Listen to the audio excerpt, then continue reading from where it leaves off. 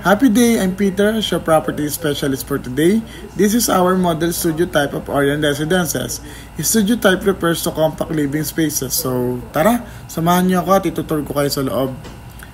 So pagpasok pa lang natin ng loob, makikita nyo na kagad yung kitchen area. Bigyan ko lang kayo ng konting idea sa compact layout.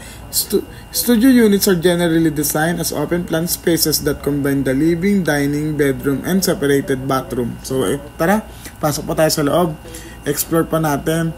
So habang nag-explore pa tayo dito sa loob, imagine niyo lang dito kayo nakatira. Young couple kayo, bago pa lang kayo nagbi-build ng family. Dito kayo magagawa ng memories. And then ito po yung kitchen area natin. You will never go wrong with Orion Residences because you know why?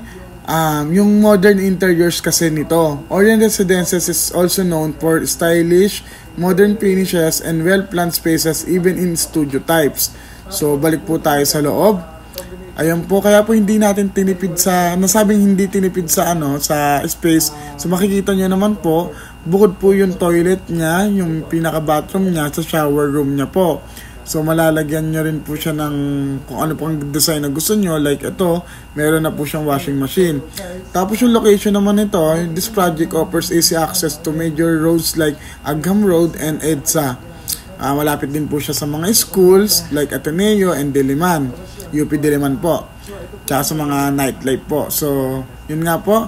I am Peter as your property specialist.